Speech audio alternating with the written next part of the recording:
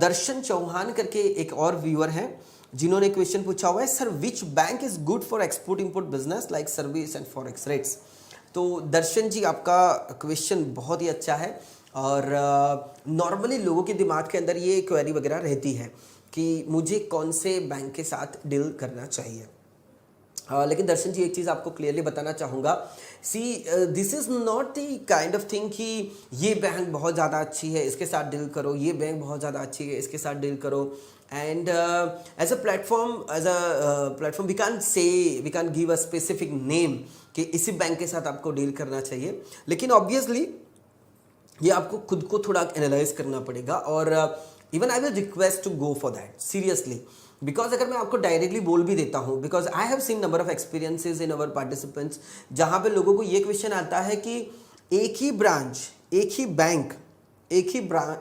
का एक ही ब्रांच दो अलग अलग एक्सपोर्टर्स के लिए अलग अलग डिफरेंट है। एक एक्सपोर्टर्स बोल रहा है ये बैंक और ये ब्रांच बहुत अच्छी सर्विस दे रही है, इनका बहुत अच्छा सपोर्ट है, लेकिन उसी बैंक उसी ब्रांच के लिए दूसरा एक्सपोर्टर है वो नेगेटिव रिव्यू देता है that this bank is not good bank. तो ऐसे बहुत सारे एक्सपीरियंसेस हम लोगों ने देखे हुए हैं, but I will request you to directly proceed with the things. आप जाइए अपने नियर बाय जो भी ब्रांचेस हैं विद द डिफरेंट बैंक, तो अलग अलग बैंक के अलग अलग ब्रांचेस जो आपके रेसिडेंस या आपकी सप्लाइंग साइट या आपकी ऑफिस से जो नज़दीक हैं उनको सबसे पहले अप्रोच कीजिए। उनका फॉरेक्स डिपार्टमेंट जो हैंडल वहाँ पे कर रहे हैं या जो एक्सपोर्ट इंपोर्ट डॉक्यूमेंटेशन वगैरह जो पर्सन हैंडल कर रहा है उनको मिलिए, अपना क्वेरीज वगैरह बताइए, उनके चार्जेस जानिए, ठीक है, and accordingly you can take the decision. इसमें 2-3 क्राइटेरियाज जो होते हैं जो नॉर्मली ज़्यादा आपको ध्यान में रखना है। एक आपका उनका रिलेशन, जैसे अगर कोई बैंक है जिसके साथ आपका पिछले 5 साल से ऑलरेडी अकाउंट है और they know the creditability of your self, वो जानते हैं आपको बहुत अच्छी तरीके से, आपका अकाउंट किस तरीके से मैनेज होता है वो सारी चीज़ें जानते हैं, and accordingly you know them very well, वो आपके एक दूसरे का रेपो बन चुका है, तो उस केस के अंदर वो बैंक आपके लिए सबसे अच्छी बैंक भी हो सकती है, राइट। उनका फॉरेक्स डिपार्टमेंट का जान लीजिए, आगे थोड़ा एक्सपोर्ट इंपोर्ट का एक्टिविटी उनका कैसा है वो जान लीजिए, डॉक्यूमेंटेशन किस तरीके से हैंडल करते हैं, कौन सी कंट्रीज के साथ they are very much comfortable, तो वो सारी चीज़ें जान लीजिए। और उसके बाद अगर आपको लगता है कि उनके साथ आपको प्रोसीड करना चाहिए, so you can go for that. और दूसरा एक चीज़ है कि different kind of the categories हैं बैंक की, जो RBI हर बैंक को एक ऑथोराइज डीलर कोड देता है, जिसमें AD1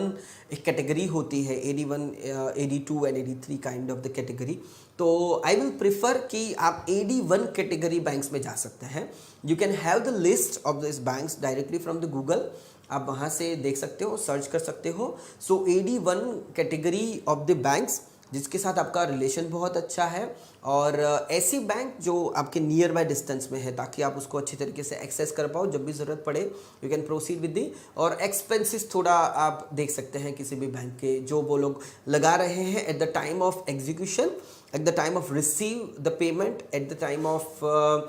आपके LCs वगैरह को हैंडल करने में, लेटर ऑफ क्रेडिट जब आती है तो कितना चार्जेस लगता है या कौन सी चीज़ें होती हैं, तो accordingly you can take the decision कि वो बैंक आपके लिए हेल्पफुल होगी या नहीं होगी, या उनके साथ आपको काम करना चाहिए कि नहीं करना चाहिए, right. So that is the thing. So hopefully Darshan ji आपको अपने क्वेश्चंस का आंसर मिल चुका होगा, लाइक कौन सी बैंक के साथ काम करना चाहिए, बट ये 3-4 क्राइटेरियाज थोड़े ध्यान में रखिए, and accordingly that will help you to decide कि कौन सी बैंक और कौन सी ब्रांच के अंदर आपको अकाउंट ओपन करवाना है या एक्सपोर्टेबल बिजनेस के लिए जुड़ना है,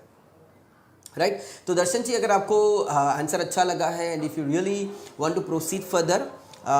कमेंट्स कीजिए, शेयर कीजिए, and thank you very much for asking the question. अगर कोई और क्वेरी आती है then visit our website and visit our centres and try to get the thoroughly knowledge, because ये छोटी छोटी चीज़ें बहुत कॉम्प्लिकेट, अभी तो सिर्फ आपने बैंक के बारे में पूछा है, लेकिन उसके बाद जब LC आएगी, उसके बाद जब डॉक्यूमेंटेशन आएंगे, तो उस डॉक्यूमेंटेशन को किस तरीके से हैंडल करना है, बैंक के साथ क्या रिलेशन रहेगा, पेमेंट आएगा तब उसको कैसे रिसीव करना है, there are number of things which has to be managed, जिसको समझना बहुत ज़्यादा ज़रूरी है। अंडरस्टैंड करके समझोगे, अच्छी तरीके से करोगे, तो फिर आपको आगे अच्छी तरीके से इजीली जा पाओगे, otherwise there are number of obstacles are there. So thank you very much Darshan ji for asking the question.